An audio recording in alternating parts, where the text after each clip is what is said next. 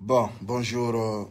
Mi wada o video ko bimbido fi andintingol on piji sedaji parce que no wodi piji buy suudani di jama on ay don andi tanji din no fandi kon si mebi tang mi andi tay fimo mi andintinda on kadi ko non fewndi kala hawdo video do partage mo kon mi fala andintinde ayo opposition ko jokkudon be fop no mari contact de haute autorité pays on c'est-à-dire hande ko si tay be wata utilise des peuples be fanjin kino be famundira e laamu ngu mais kon mi fala andinde jama'on ndare tun bibbe opposition on fop nata e do yalta ndare bengure opposition on fo nata e yalta avant kambe président Mamadi Doumbouya be galdude be nata e be yalta kono ono wonno be piru de fiyo be laamu be préféri on wono en exil so nati ka leydi ga be yaha be wada lukulukure fenande be fena be waddindira on famine haray ko yon andu ko onon duwa andande hoore mum tagado ko hakkille mun en gollirta ta jabu gollirgol hakkille goddo ala do biddo ministre joma biddo opposant joma ala na budude haute autorité on connaît tous vos dossiers on a tous les dossiers avec nous mais ande ay be yimenen bibbe miskino ben ay président Mamadi Doumbouya ko neddo modjudo moi c'est pas moi qui le dise wallahi yidande Jibril ay général Mamadi Doumbouya ko neddo yurmetedo je vois min lawolangol ko alla jogitingol wana pullo Fouta ça je le dis carrément parce que ko du wadi min mi torotako mi ajake ko goddo jeyi moi je fais ce que je peux faire mais comme famille kon ono no wodi ko soudani on ono fulbe ben en ala opposition d'ailleurs qu'on peut compter ça je vous dis ça opposition men on ko opposition fenande be famondiri e haute autorité on be woli day téléphone be yabe holla be haajuji mabbe be torotobe kadi ça je vous dis ça be torotobe ko opposant jombo yi don do he wondo franc pour le Fouta si famali ko mere fus bonnanta mo politique men on doit mo sanjugol ndare ko miskino ben tum bonnante wano bebe Madina wano bebe axe hara kambe be jinda do kambe on be dabbude laamu ngu be ngure mabbe den no jinda do be rabetake prison be piyetake et puis be invitama ya wonu contre laamu ngu ara na wada do barki min ko min nata nafi yango e moi je te conseille parce que mi ata lawol goddo ko mi watta kon kadi ala gore jo am pullo Fouta suso wadde dum ça c'est clair parce que mi halante ko mi miji kon ko mi andi kon ko gonga be famina na on do ko Ousmane Gawal mari problème be fenay parce que ko metti be kon fop ko Ousmane Gawal hebi kon be hebali ça je vous dis ça et puis je vous dis ndare ay RPC hande kambe be fami be ni Alpha Condé wonta candidat ka parti mabbe ya ndaron article ji mabbe yaltudi dindo fulbe Fouta ben no jodi no watti hore mun komo kanyum kala ko wada victimizo menen ande me wadi campagne meni président Mamadi Doumbouya me den fala suka ben itti Amdallah yanka bele yonatu ka armée ay kambe kad be doit défendre de l'ending il a pris note o ini ok no mo'i ay suka ben ko dum fala wo be nata ka police wo be nata ka gendarmerie wo be nata ka militaire kono no fala do ono wanda ay ko faldo si buri do seda be itta yon hay ka Guinéen be parce que mi anda ko woni hakile monde mi gondu mi wadi on mi ni on na leñol won don défendre de ko bandiji ay non di bandiji won di noddude on gere wallahi billahi tallahi men trakilay on goto parce que men ronkani on de penale mum depuis des années ko ni won do lorirde go baroro ngol leñol andi ko no wawdon onon ko vrai narcotrafiquant billahi wallahi tallahi vous êtes des trafiquants humains et do ngulbini alla no kambani on parce que problème on kon trafiquant humain hay e goto ala supporte de ande alhamdulillah rabbil alamin mais famille président Mamadi Doumbouya wana leñol woni contre makko de c'est un clan mafieux parce que on utilise mawbe fulbe ben utilise rewbe fulbe ben utilise on faybe fulbe ben pour vos intérêts personnels lorsque de bibbe mon ben no yawalo e hôtel ji lorsque de onon hidon ara nodda général Mamadi Doumbouya ley présente un projet ji mon lorsque onon hidon utilise leñongol contre l'âme pour vos intérêts kadi wadon fo konto e yennugol yimbe mais moi ce que je vais vous dire min ta goto hulana min c'est général Mamadi Doumbouya sokila dun darama na e nene goto na e baba goto si là en Sénégal ma la lagine dum ko dum concerne ma tu me fais pas manger tu me donnes pas à boire ayo banta la location mimi ni on sorto ina figi yagal parce que mimi dane do na figiru ko jokkundu ko haaju mum ala e mum andi enen ko buri en sonjude leñol mengo yimbe membe burbe be minata fu kono 84% ko nafigi c'est à dire embe anana ko anana hore mum yalte dum parce que dum ko nafigi yagal taw Allah yida kon ma panortala simi yayi prison dum darama simi arti lagine dum na haajuma parce que si tawi ko ani ni lankon ani nama na hunde wotere jokkude si tawi min littango wana litma kon ma panortala mi wima ta ma pano pay kusare ça depuis longtemps que je te dis ça ma pano horema ana horema aida jodi awata artude hay ka leydi ma bembe piranta hay considerama hay yiwda be yida yon wadu photo harabe mawninkinani ma harabe hersi hay bandugol ma takko mabbe hara hibe inyima hara hibe c'est-à-dire ko be yirata mawo ko parce que hibereni sifon hibereni sifon mo be fittira suudu tu vois non mi ala na one en guerre au pays parce que je na Mamadi Doumbouya en iruda anyuda ko lando mo judo ko neddo yurmetedo neddo won reconnaissant mene ko siga olando men fala ono don joro do nginna yimbe ala diplôme ko siga pay ko sare général Mamadi Doumbouya bannata odi do be Alpha Condé banni goddo yino ella goddo yino ella dum Alpha Condé a pris des gens qui ne peuvent même pas écrire leur nom sur un feuille noir sur blanc Alpha Condé banni mais personne n'a vu ça comme une erreur ah be wi hendu allandu wi fanay mo kala menen si do moni ma hi do meƴƴie penale menen men sorta e ɗum mon on suwa seedugol stress parce que na yon fami haray ko leñol monana ka fus ko onon parce que on wawali nadude président Mamadi Doumbouya e piège mon on wawali nadugol général Mamadi Doumbouya e penale mon ɗen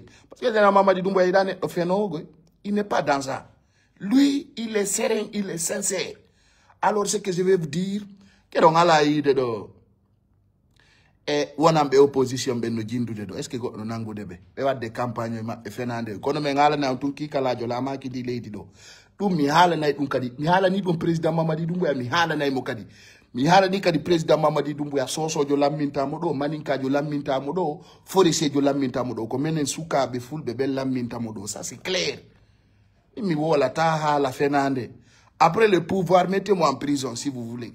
Si vous avez des lopas, mais jota ko da pour le foot bonne mais jota ko do ha sudu pour le foot libé ore fenande mais jota ko do ha pour le foot famina ne ko kanyu woni gagno lando dum ko fenande kala opposant jo fala do lamade do eto to lagide fo na bawo makko mais lopa kay nafigi yagal minin kulbe ben si konfulbe trouver nous en Guinée. Nous avons des contre fulbe ben no do moi je suis Peul d'autres qui vivent à côté sont Peul.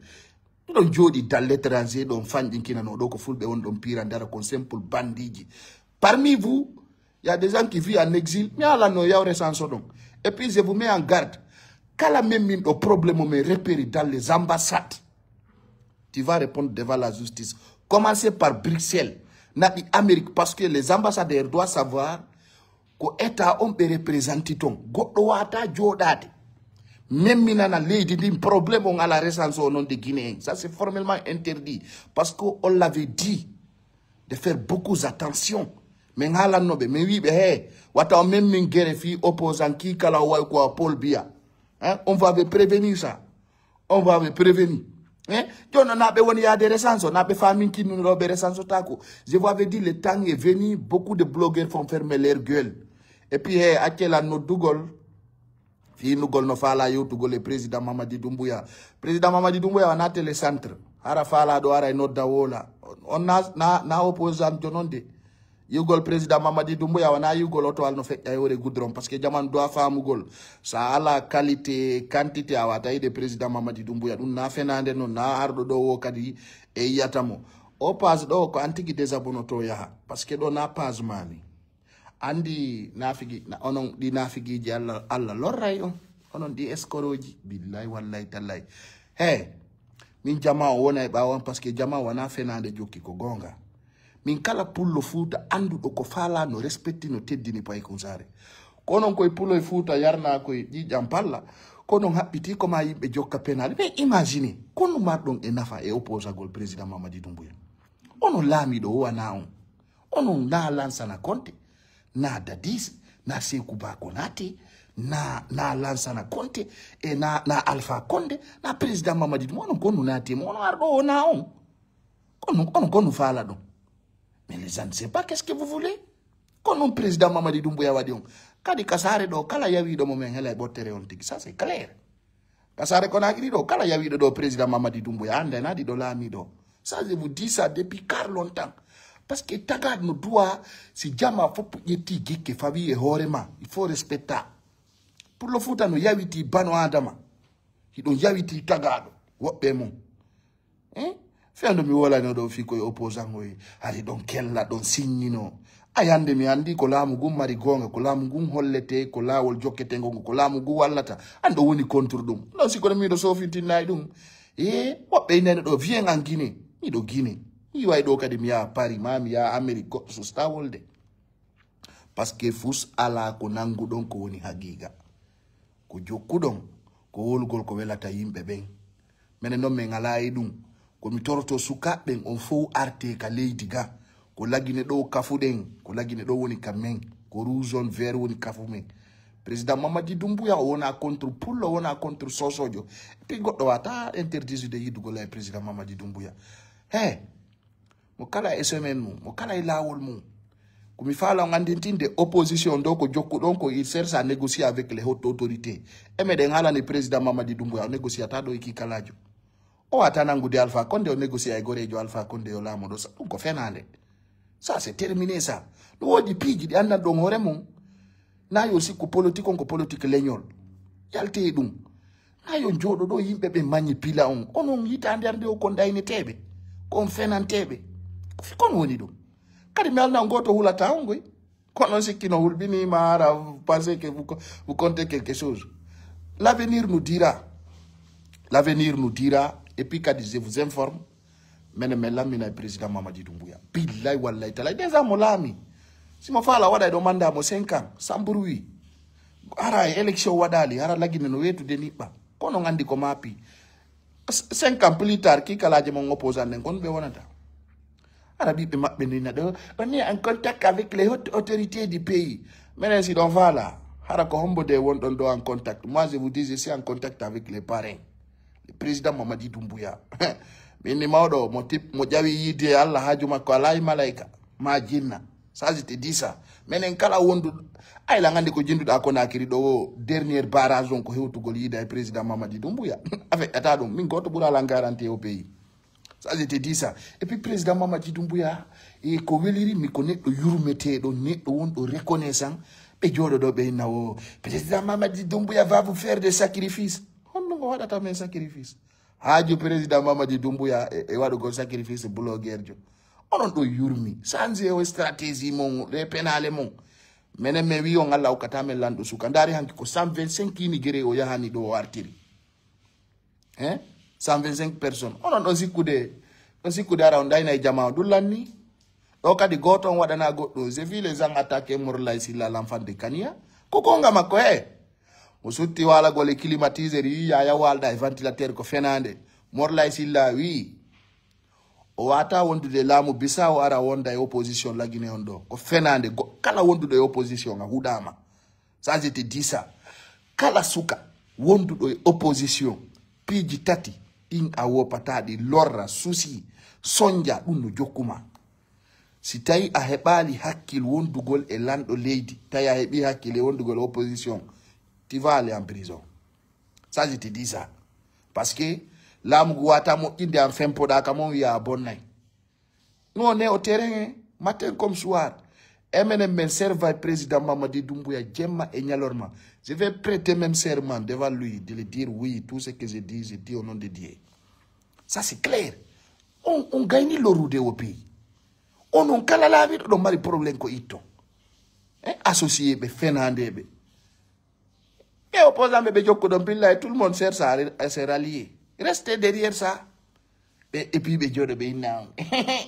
Ils vont vous sacrifier. C'est l'opposition qui sacrifie les gens ici. Président Mamadi Doumbouya, lui, il sacrifie personne. Lui, il est dans ses bons chemins. Il est là pour travailler. Jode, si kongonon, ara yimbe ko barkida patay mom ma ara yimbe ben no habbori on goddum. So watana lila, ara nyande go tawa hebugol kaydi lagine do satana on parce que tagado si tay o yewtete o nanata ara no yurmi. Onon ko be encourage o yo ware. Ko dum opposition fulbe ben wawani on. Poro. Yiya be wara on. Ya be bonna na on. Kambe be ala programme no be mobira na on. Mi jite ko commerçant be fulbe njelo opposition wadi sabu yo bonnane. Ko wela inobe ko yon jettu mbudi mondi ngonon be diaspora be contribuer non be yabe lappo e hotelji. Ya be wara on. Ya be bonna na on. Ya be pia on. Ya to lamu mongu. Ondo yurmi. Billahi wallahi tallahi. Imagine wano Sénégal donc letto da ye ya café ya contribuer na dum opposanjo on jodo wiyama lamu ngonta no wadi men do no wadi men be no victimise o tout fenande. Ils n'ont qu'à revenir au pays. Tous les blogueurs n'ont qu'à revenir au pays, servir notre pays. So yari hay ko blogueur be ivoirien Cameroun e addete la Guinée do min donc place men ko golle men. Tay njabu goddo vanta dans un pays men on. La Guinée nous appartient. Ça va dans les golle ma de mo wona ka leydi ma ara wada golle mun den. Tu vois? Ça va dans ko doida ko wadde ko be jeaka ka leydi ma ara tawada dum. Parce que la Guinée il faut qu'on travaille. Mais là est service de malhonnête. Ça c'est fini. Comme voilà ntama ko non retenu. Il faut retenir ça. Président Mamadi Doumbouya au besoin que il telle vie pour telle vie. Mais ce qui reste clair, les bonnes choses continuent. Et rester à dire non, on est même prisonnier. Mais God n'a pas même qu'à dire artillerie mendogwe. Si no wode mo holor do yon tigi copie biara do. Même be holor do non, faut si ils sont hommes, ils n'ont qu'à couper bien, ils reviennent en Guinée. C'est là-bas qu'ils vont comprendre. On n'a hala non. Bouy yete do artu ina artata parce que quand bien dit qu'on bonni. Pas que ça est vivant, je suis pas mort. Je suis vivant et je suis tranquille dans mon esprit. Il me a dit qu'il fait un monde. Parce qu'on a là pour on est pas attaqué pour le foot à sous de wade ko pas que ça rewatako. On attaque di darta de président Mamadi Doumbouya. Ça c'est faux parce qu'il a rien fait. Faut que vous acceptez. Donc comme il attend kanana le made on ki kala jodon ela mu la Guinée do. Do nami ngala madum. Voilà. On sait que tu as décidé tous les Guinéens on do yurmi. Jode donc quand tu as décidé les Guinéens. Andi ko do wela taw. De nyanga madi mingal mi yidata yalla leydi mi fotta. Mi fotta fait no mi jokka mo ça c'est déplorable ça. Andi ko be wela tabe. C'est de te voir toujours en bas. C'est de te voir toujours en bas. Mais moi là, vous allez me voir en haut. Et notre maman nationale, et Ali Balde, je vous salue. Donc, comme il attend, full bébé, watane ila, ta go to puso yo jawle mon bonne, wata go to puso yo pied, wata go to. Et puis quand il a guidé dans moi, je vais faire ce que je veux. Ça c'est clair parce que je suis chez moi. Nana restez un peu seulement, tu vas voir. Qu'est-ce que j'ai fait? Qu'est-ce que j'ai fait? Oh no yurmi, quand je vous vois, c'est ta no yurmi, billahi wallahi tallahi. Il got le menace talanga payande. Là où je suis né, grandi là, personne ne peut me menacer ici. No di ko doa ma pinde yimbe ben no di ko doa ni de jamaon. Mais ce que vous devez retenir ici, c'est quelque chose de clair. Souka bébé, de be arbere sanso, arte kale dimen. Président Mamadi Doumbouya wona contre pour le foot ade. Kala wola no ngon tigi fenay, ay si ko min ko fenande. Wona contre pour le. Kadi andite mi halani on mi jonni kongol ko enen fulbe bella minta président Mamadi Doumbouya. Kala mo wonana yonti gida pour carte d'identité walgo. Ça c'est clair. Ay be makko ben fappu yo ndaru no gerda. Na affaire mbudi terti onon ko yimbe milante hoy ko dum tampini pour le futa onon ko woni woko mbudi. Hey, mbudi dum ko masi woni mo inde kono gollal bano adamangal wana mbudi mo inta dum. Ondo si kude menen comme marchandise fala do mbudi o yahay Chine ma Turquie soda marchandise ara yeya terti affaire den penale mon ono ko fiyo no ko woni on si on buru Guinée fo ono mo awa président Mamadi Doumbouya no mari mbudi dey kanko Guinée fo so day terti wadugol hakkille mon e penale min na sabu mbudi artiri mi la Guinée do mi do mari ko mi nyama mi do mari ko mi walo min si tay ko miskinobe wombe dabbude ko nyama dum ko hajumo moi je vous dis ça hein? Moi c'est pas de César na nyamete lande arbe Dakar be fo yila na wondo dabbude nyamete c'est pas de ces personnes là na mi arado campagne boudi moi j'ai venu en tant que Guinéen montrer les Guinéens ce que je suis capable de faire terte dum ono moyi don do kono toroto don de manjalla ji professionnel c'est déplorable onon ko yiɗon wo ko mbuuɗi kono feetuɗon fi mbuuɗi on gollata eyi hiɗon jooɗi hiɗon tumbidiri juuɗe yinkoye layi fo jooɗe mo yiɗon o innan c'est l'argent sikkude yimɓe no ɗo fi jonnugol on mbuuɗi a onon ɗo waɗa barki de onon ɗo ɓuri Guinée fo waɗede barki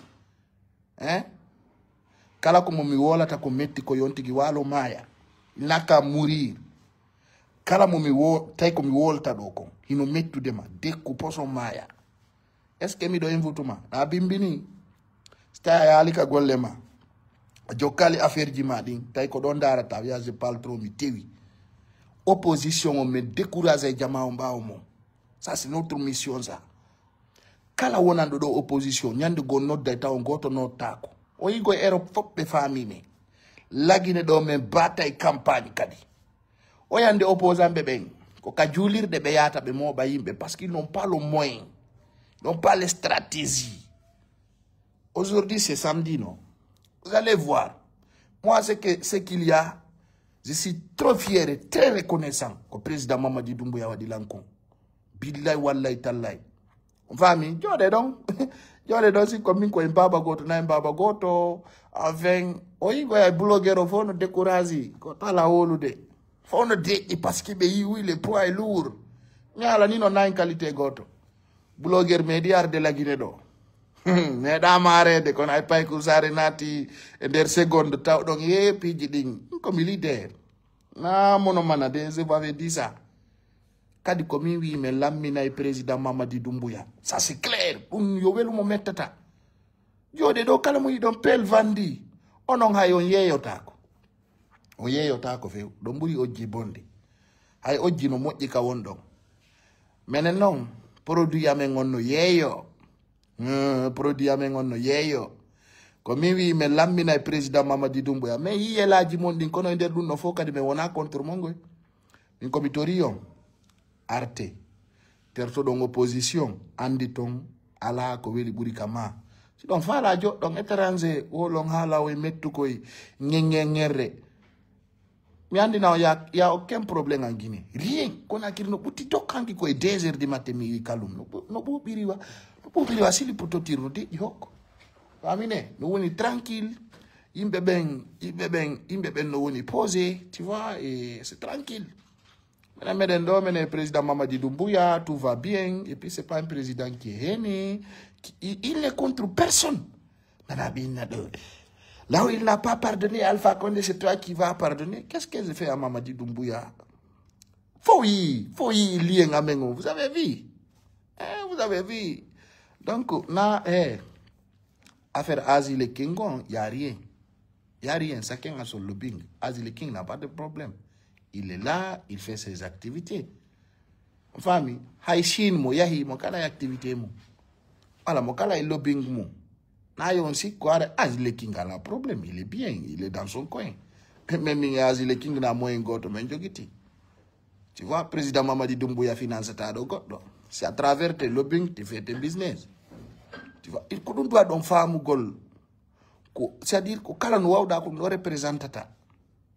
Famine mimi yendirta e goto kala monido. Ko kanko andi ko moni.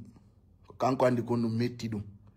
Mais non si min don si tay ko fi général Mamadi Doumbouya moni donc qui sa préparé mayon min ha joan ala e ko goddo monoto fi dum ce qui reste clair moi je suis pour le président de la République je suis dans l'esprit de CNRD et men accepter réalité jamen on famille comme inata fu be ben si tay do ko be opposant be do be holor don ben yino dabbude contact woɓɓe maɓɓe no joggiti contacté hotto autorité leydi ndin ɗum to volume s'il te plaît on va donc si ça vous dérange moi c'est-à-dire mi décalibre mi dévalue publiquement. Ils sont en contact avec les hautes autorités du pays. Donc, non, non, moi, ce que je vais vous dire, restez cool. Menez, ngondo. Meden supporte président Mamadi Doumbouya, donc kadi men souda. Feondo kadi mi wona nano mo mi halu no foyi. Dono mi do wona ni mo dono ko ha mi maya. Goddo sanzata dum. Kadi nayo jettu dum in non ko contre fulbe parce que onon kala pullo yaddo e président de la république ko contre mon andon non do naaw nene goddo naaw babe goddo. Donc do ko doa don famude ko yon ar tawtommi. Ko yon aru tawtommi ato wonande on trop tard. Aron tawton gonga kan. Aron tawto lamu ngon sina dum hay ka ambassade ji on yata manifestation wallino andi ton hande kala noddudo manifestation do kanko nangi hore makko ma kanko keriyani hore makko problème opposition ko jokkudon ko avenir ala ko fenande woni ton o yo yay non ko woni ko ngargol donc meden Conakry do meden sofina amburu gere gerto imami meden nyama ko weli walo ka buubi yo Allah on wado barke lamu président Mamadi Doumbouya lando keldudo lando mala problème on fami ok notre maman Ali Balde o kambe tigi be supporti lamu ngon merci beaucoup fo yo artu kala mardo fere artugol yo artu activité ji din no fuddade kala moni do yo jokko to andi ay nelado fo yidano mo wonno yimbe tawno be yidane lado donc menen wonbe lagide gabe mede woni très fier président Mamadi Doumbouya. Et on est très content. Donc, menen do yande aya do blogueur buyno wiya Jonathan en valeur ko fiono do wolande india. Et puis ko buri yurmude ben blogueur be o mende Jonathan en valeur fo hay pas ngono buri be abonné. Si plus civique, si plus écouter que mi anda ko valeur on be Jonathan to mandar da goddo tawda mo burma vie. Burma ndarede mo burma abonné kono Jonathan. Mi ngande si mi yaye télé. Mi tay télé on la buri télé on dole. Mi do buri télé on puissance. Ma mi do buri blogueur di on dole. Enen do kombo donata goddo dole. Tous les blogueurs qui parlent au nom d'opposition là, ou qui parlent au nom du pouvoir, qui est plus fort que moi ou qui est plus civique que moi? Et arrêtez vos magouilles là. Mingala Guinée, je me présente tout là. Je vois tellement honte quand je vois certaines choses. Parce que, c'est l'un des plus grands poids de la Guinée. Donc, il doit la Guinée tellement qu'il n'assure pas. Il doit diamant et quand il sous star de parce que eux-mêmes, je ne sais pas qu'est-ce qu'ils ont fait. Et Jono be habito kadi be hulbi na jamaa on président Mamadi Doumbouya. Ko président Mamadi Doumbouya wadi kon kankan fe pay kunsare. Ko buri 5 millions Guinéens admiri activi ernde mabbe den hoti e président Mamadi Doumbouya beni. Orlando do mo dinan ko pay kunsare o banniri ni. Wattere ben kullungo do mi yay be ambe no ngati kollung ni Allah. Men huwe be ko Catalan huwata Real. Pepini be habe jamindia. Tayno. Tay kayno yade ordu. Tay hino laba hino deji. Misi miskino detestila mkomindaru kami okora mo nyama. Si tampu do anyima watamono. Skenanga dani mo tampere makonde. Donc are comme torto fulbe ben. Ko be watayila. Moi, soyez comme moi. Hala mo nafello. Ay kagurana ko lady ndi yajira wadana yanji. Lady ndi ko ndi yajiri. Ko fita yimbe be bittindir. Ayi alla won tagi lady ndi wadi ndiyan dan hakkunde lady ndi ko dum ko sa sonji ke Afrique do ko yandar no lumbira Europe ma Amerique ma Asie. Lady ndi no yaji ko fita yimbe jondir. Awala Guinée do ko fi Guinée be ben. Haray jama yo yawre sanso. Jama o yawre sanso. Jama o yawre sanso. Mo resansa ki do votata. Kala mo resansa ki votata ka pays do. Haray wata yejjutu président Mamadi Doumbouya wala mo togoy resansi donc resansa ki mene men lamina mo mene resansi be.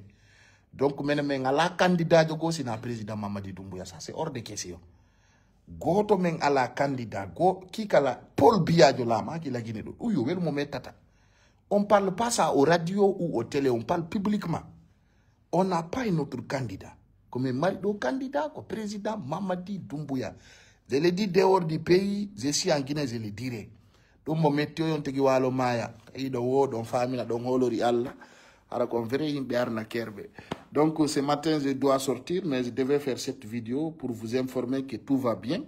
parce que mi yanni mon ding woɓɓe mon no boni pay ko sare il va aller à maison centrale président Mamadi Doumbouya soka ɓiɗɗo mum on feeti on ɗo yurmi andi oɗon mi anda on no miiji torto billahi wallahi tallahi mi nanay ɓeynna pullo Fouta ne woni très intelligent tawata ko siga ceerno mo nenen boɓe jokkata c'est déplorable encore no jokkirta neɗɗo wiɗo no jangi tawɗo ala hay 5 millions francs guine ka compte makko un intellectuel qui n'a pas construit un bâtiment, un intellectuel qui n'a pas appelé à sa communauté de faire l'agriculture, un intellectuel, n'est-ce pas, qui n'a... Comment on va donner Fulbe Fouta? Moi, je me demande, les intellectuels peu là, qu'est-ce qu'ils ont fait dans ces pays pour que Django y a une pour le Fouta, on vous dit non, il a écrit un livre. Même toi, tu peux écrire un livre. Ça, ce n'est rien. Tu peux voir des écrivains, ils vont t'écrire un livre. Ça, ce n'est rien, ça. Arrêtez. Arrêtez ça. Enfin, donc, min ay goto mi yenna kala yennu lanko nen mu ngi bemmo yenni min goto mi yenna ay goto. Moi, évidemment, dans un salon très grand et propre. Moi, ça me dérange pas. Hein. Moi, ça me dérange pas. Famille. Mi nyawla ki goɗɗo sakko na wona jango et je regrette quelque chose. Non, je dois rien à personne. Je dois pas quelqu'un de l'argent. Je vis pas dans un crédit. Moi, je suis bien. Quand on regrette tout parce que moi, je pense que c'est vous qui regrettez. Donc, mesdames et weltani Allah ko Allah okki men cellal okki men faamu. Tawni me lamu président Mamadi Doumbouya. Donc plutôt soyez cool et soyez patients et soyez déterminés. Et merci à tous. Moi je suis très fier de vous. Et son do académie heb ay tantu mi sensibilisant mi andinti nanko la wolongol do adon jokkude. Donc aray ko dun do ado wadugol terto donc affaire le il sina don ara on sonji ore mo. Enen doko wolto metatame. Ça ne fait que nous renforcer. Donc, vive le président Mamadi Doumbouya, à bas la manipulation. Voilà. Min kala ko hebilan. Mi hala nan do wunde wotere. Min hay président Mamadi Doumbouya jetti la nabi maison centrale, c'est pas ton problème. Ça te regarde pas. Yalto e nafi giagal. Mi hala ni do masida mapi, mapa no nene ma e bemma ma kotoma. Min ta mapa no là, c'est pas ton affaire. C'est-à-dire, reste dans le service. Reste dans mon esprit. Faut jamais t'inquiéter pour moi. Na antagilang, na wadilang komi wonikong. Et tu peux rien apporter dans ma vie. Depuis que mi yalte aux réseaux sociaux, mi nyama na ma 100 francs. Rien. Rien absolument. On wadi berko donc comme j'ai vu vos campagnes de dénigrement. Allah lion ko kanko woni mawdo. Allah haja kay ko pullo Fouta desidata de. O lion ko kanko woni supérieur, kanko woni chef suprême. Holli on piji dinno yarata non ɗum ne si Allah jaɓi menen ko Allah men olori famine min siga ko émission o kambel min on yatalan e siga ɗum min mi yata mi yida e président de la république mi yaha mi jooɗoda e animateur jo fenandejo jamais faut jamais attendre ça dans ma vie moi min mi feƴƴino e ɗen levenji mi haalani on min ko yiyo tollan ko wano France 24 TV5 Monde moi vous allez jamais me voir dans ces émissions pareilles. Min kambele utal levenango. Donc kofi mongono ngente den. Kofi onon patchale de oni on émission non. Là-bas nous c'est petit pour nous. Très petit. Menen meden goddo ya hayida e lando ledi ya jodo émission kambel. Onon don kirdi. Vami. C'est petit ça. Ina fi do ngani lanko ono si RTZ no dino la wala grande gueule. Moi film FM là on peut aller parler. Émission kambel. Minami artiste jo siga bende. Non. Minami wonda dabbude inde. Ko siga ma faalete yawde ka kambel min o yatale siga dum. Je soutiens. Moi, je déteste ça même. Tant que la fille on yoga. Ça me ressemble pas moi. C'est pas moi quoi. Maintenant fi kambel na menzar goto. Kambel yo ta niveau jannin taw. Vami. Anko se ko don abidon non o yaita o yida e président de la république taw o ara non so hewta niveau janni ala donc kala habbido non tigi yata Parce que n'a même niveau du goto. Tu vois, non. Quand on cambe la porte en talent, cambe lui, il m'apporte rien. Rien absolument. O Jonathan Lamboudi, o Katalang Indi. On ne m'a rien. Donc, même s'il m'appelle, moi, je ne réponds pas. Moi, je déteste même des personnes qui vont là-bas. C'est pas de ce genre. Donc, c'est que l'on a bida, elle va dormir. Min intérêt au quota que dossier. Moi, c'est l'affaire de l'État, c'est pas l'affaire d'un animateur. Ça, c'est petit pour moi. Mari Gorebe, moi, nous devons à l'émission. Moi, c'est l'event.